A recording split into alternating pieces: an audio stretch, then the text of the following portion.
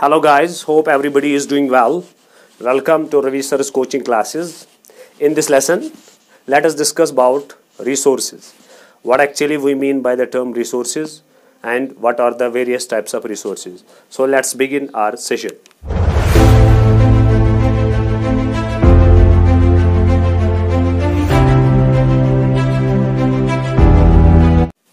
As you know, resource and development is an important topic. So far, the board classes, whether it's 8, 9, 10, 11, 12, or any competitive exam is concerned. As well as you know, resources play an essential part in our life. जो भी हमारी ज़िंदगी होती है उसमें resources का बहुत ही ज़्यादा important part होता है, क्योंकि जो भी हम करते हैं वो resources के दम पे ही करते हैं. जो भी कोई country होती है उसकी development भी resources पे ही based होती है. ठीक है, तो let's begin the definition of the resource. What actually we mean by the term resource? As you know, as you can see from the board, everything available in our environment. जो भी कोई चीज़ हमारे environment में available होती है, लेकिन वो जो चीज़ available होती है, it should be technically accessible. What do we mean by technical accessibility? जो हमारी टेक्नोलॉजी होती है वो इसको एक्सेस करनी चाहिए, ठीक है, इन रीच होनी चाहिए हमारी वो चीज़ें, ठीक है ना. अगर हम ऐसे देखेंगे जैसे किसी जगह पे यूरेनियम में, ठीक है, इट इज़ अ रिसोर्स, तो हमारे पास ऐसी टेक्नोलॉजी होनी चाहिए कि हम इस यूरेनियम को अच्छे से ज़मीन से निकाल सके. तो उसी को हम बोलते हैं बड़ी टेक्नोलॉजिकली एक्सेसिबल होनी चाहिए, एक्सेस में होनी चाहिए. Second is economically feasible. तो दूसरी चीज़ यहाँ पे बनती है रिसोर्स की डेफिनेशन को जब हम कंप्लीट करते हैं, द टर्म इकोनॉमिक फीजिबिलिटी क्या होती है. इकोनॉमिक फीजिबिलिटी का मतलब क्या होता है? जो भी रिसोर्स वहाँ पे होता है किसी जगह पे, इकोनॉमिकली फीजिबल होना चाहिए. जब भी मैं इसको ज़मीन से निकालूँ, जो भी मुझे खर्चा लगेगा, ठीक है, जब मैं उसके बाद में इसको बेचूँगा या इसको यूज़ करूँगा, ठीक है ना, तो उसमें एक फीजिबिलिटी होनी चाहिए. फीजिबिलिटी का मतलब है मुझे ज़्यादा कास्ट्स नहीं लगने चाहिए इसको निकालने के लिए, या दूसरे तरीके से हम देख सकते हैं ये इको फ्रेंडली होना चाहिए, एनवायरनमेंट को नुकसान नहीं पहुंचाना चाहिए, ठीक है. वो सारी चीज़ें हम इसमें देखनी होती है. उसके बाद है सोशली एक्सेप्टेबल. किसको आप रिसोर्स कहोगे? जिसको सोसाइटी एक्सेप्ट करे, ठीक है ना. अगर हमारी सोसाइटी इसको एक्सेप्ट ना करे तो वो रिसोर्स नहीं है, चाहे वो कुछ भी हो. We can't call that a resource until our society accepts it, because you know we are part of society.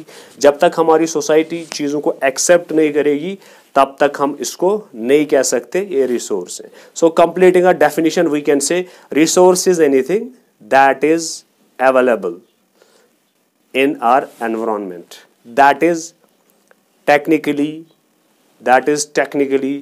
Accessible, economically feasible and socially acceptable, then we can call it is a resource. उसके बाद जब हम आगे देखते हैं यहाँ पे, तो मैंने एक ट्रायंगल सा बनाया है, ये ह्यूमन रिसोर्स है. यू नो जो ह्यूमन है, इंसान है, सबसे बड़ा रिसोर्स है, ठीक है. ह्यूमन रिसोर्स जो है ना, it is one of the vital resources. जब फिजिकल जो एनवायरनमेंट होती है, टेक्नोलॉजी होती है, इंस्टीट्यूशंस होते हैं, जब ये तीनों मिलकर काम करते हैं, ठीक है, तो ये एक रिसोर्स बन जाता है. रिसोर्स को बनाने के लिए हमारे पास technology plus institutions plus physical environment, ये सारा काम करते हैं. Then you can make anything as a resource.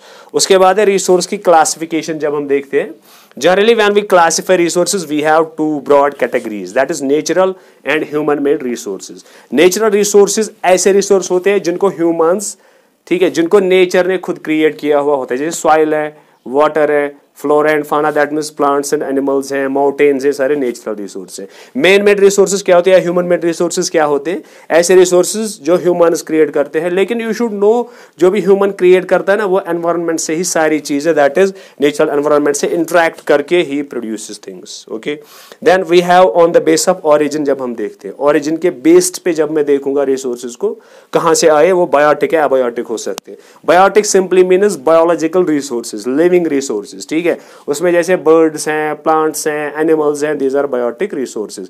Grasses है, आपके घर में कोई फ्लावर का वेस्ट होगा, उसमें फ्लावर प्लांट होगा, that is biotic resource. Insects होंगे. Then we have abiotic resources. तो सीधी सी बात है, अबायोटिक रिसोर्स और नॉन लिविंग रिसोर्स में माउंटेन्स आएगी, सॉइल आएगा, हमारा पानी आएगा, वो सारे अबायोटिक रिसोर्सेज है. Afterwards we have on the base of exhaustibility.